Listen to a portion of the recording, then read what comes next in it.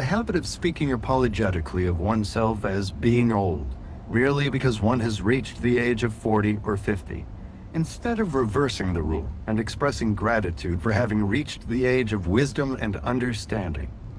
That was from the book Think and Grow Rich. That is an amazing, wonderful book. I just listened to it again and got this message today where it's talking about the sixth sense. The sixth sense is something that develops in us after the age of 40. Even Napoleon Hill was talking about the sixth sense, which is this place of creation that happens.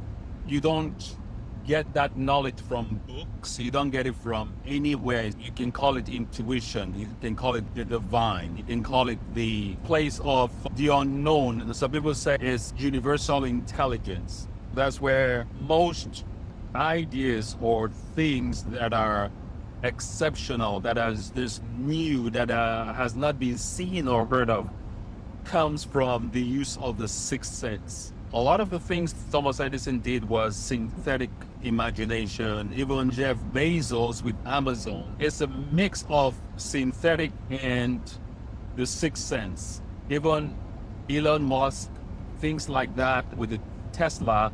Well, I don't know for a fact, but I think the Tesla creation of that kind of creation comes from the use of synthetic and the sixth sense. Anyways, using affirmations, you can get to the place where your thoughts and your speech, your way of thinking, you create a heightened awareness just from becoming aware of your thoughts, your feelings, your actions. Affirmations are words that we speak, thoughts that we have. I was talking to a coworker the other day about awareness, and I was not asking him to quiz. It was not a quiz. I was not trying to put him on the spot, but this man kept saying, because I made reference to a doctor that I had lunch with in the break room. So we had a good conversation. I was sharing some information with my coworkers, and they were like, yeah, that doctor is really nice. She's very down to earth. She's nice. She'll have lunch with you and she'll just have conversation. I said, yes, she has a heightened sense of self-awareness. This coworker said, yes, me too. I have a high sense of awareness. So that was what made me ask him that question. What is awareness? He was just looking like a deer in a headlight. And he ended up going to Siri to ask Siri, what is awareness? So Siri gave him some definition. So I told him I'm going to give you 3 definitions of awareness. Awareness is seeing what has always been there. Number 2, awareness is paying attention and noticing. The third one is just the one I just love this one the most. Awareness is becoming conscious of your unconscious thought. So all day long, we're having conversations in our head. We're having this talk with ourselves. So the talk that you have with yourself is what makes you do anything you do. Most people that cannot make business investment or take a chance at things that they are not familiar with because of fear of failure, fear of what if I don't succeed, is coming from their awareness, the conscious or unconscious thought that you're having. We all have these 2 voices in our head all the time. We are coaching ourselves. Do you know you are the best coach that you can have? You are the best coach. Nobody can coach you more than you can coach yourself. But you just have to know who you give more airtime to. Because whenever you decide to do anything, there's a voice inside of you that tells you, play safe, I want to protect you. That's your the villain voice in your head. But your hero voice is telling you, look, there's possibilities here. Go for it. Do it. Take that leap. Invest. Go. Take that move. Do something. Because of the fact that it's something you've never done before, it's uncomfortable. When you learn to understand how those voices in your head is controlling your actions, and when you learn how to quiet the voice that does not enhance you to do what you need to do, think about it. How many times have you had unique ideas, very, very unique ideas, right? And you shoot yourself down and say, yeah, that's really no good. But a week, a month, a year afterwards, you see that idea, somebody else has done it. And you're like, wow, I had that idea first. But you let your villain voice talk you out of that idea. You let the villain voice win. And that idea was coming from where? The supernatural, the divine, could be the sixth sense. And the beauty about this sixth sense, when that intuition, when that idea comes, is very soft. There's no pressure. It's very calm voice. Idea will tell you, why don't you do this? Or there's possibilities here. We all have that intuition. We all have that voice. But because of the fact that that voice just doesn't stand boldly in front of you and tell you, you must do this right now because you will succeed or you will prosper. No, that's not how intuition, that's not how the divine, that's not how the sixth sense works. It works all day long. We get ideas all day long. We get intuition all day long. But when you're not aware, this thing goes over your head. It goes constantly going over your head. Every human being has all the ability, all the possibility, all the chances in the world to succeed, to be great at something. We all have that inherent quality in us at birth to be great at something. The only thing is that we let fear, we let that villain voice control, take over, take charge of our actions, of our thoughts.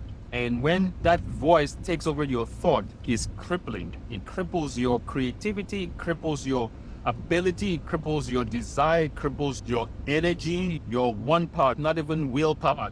One power just dies.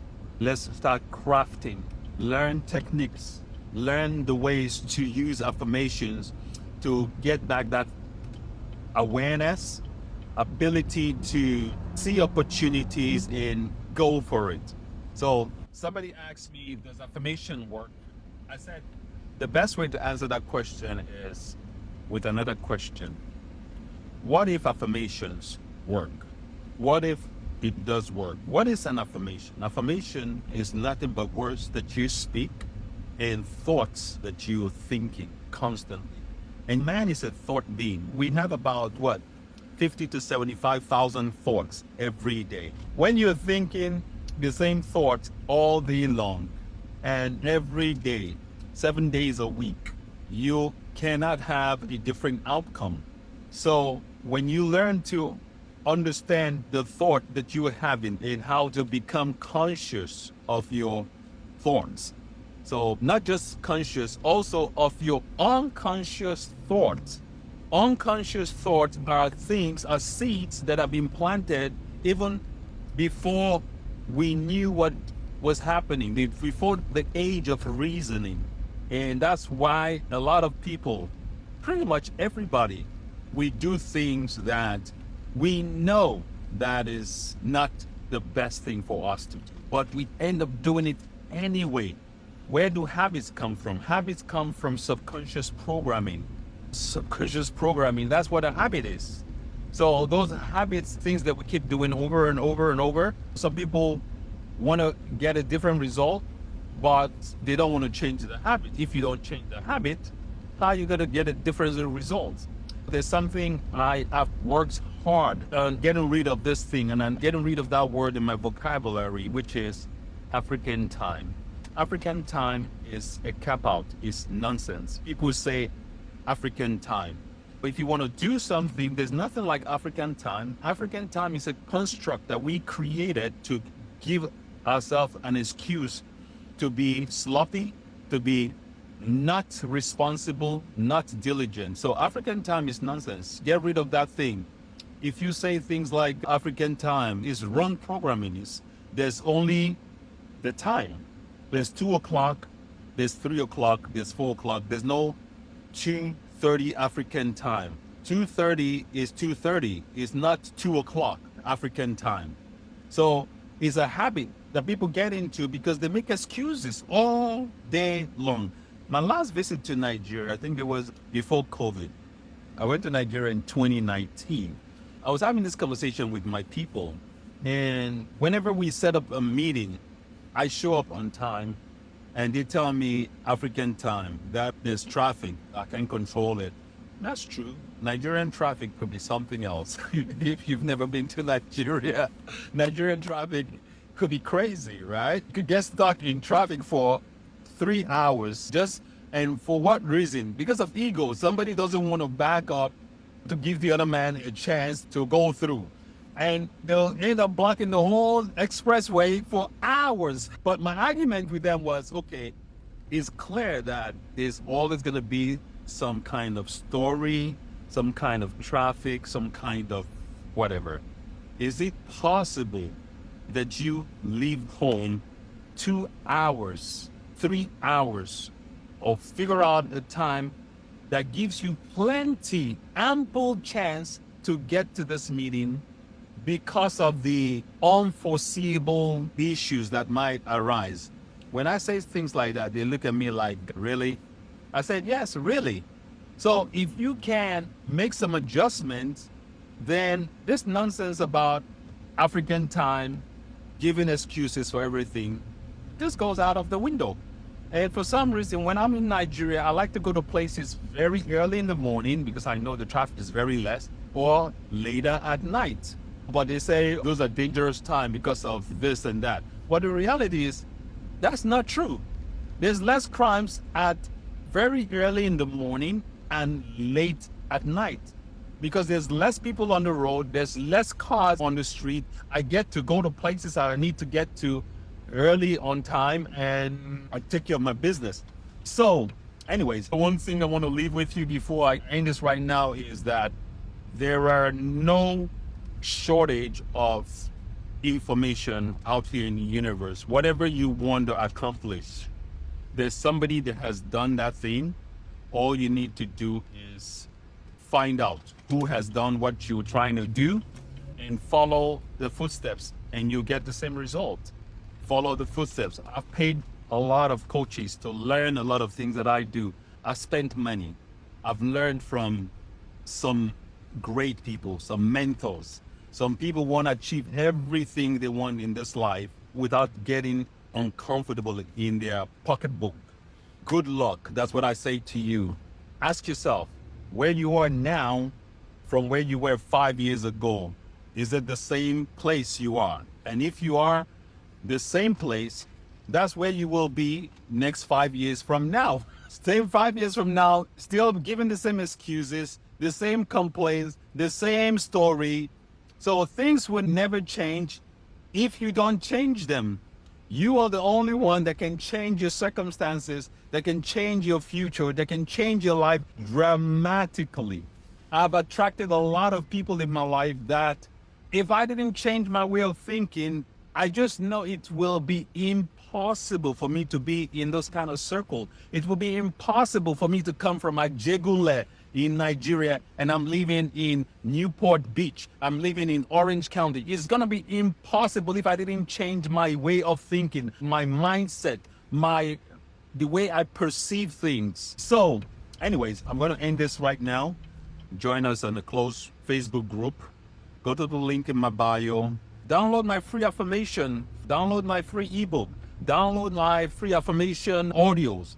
Even if you don't join the challenge, it's all good. You do you. Do whatever makes you happy. Maybe another time you will be a member, you will be a part of this. But you can get to keep my ebook, get to keep my audios for free, and enjoy and start using affirmation.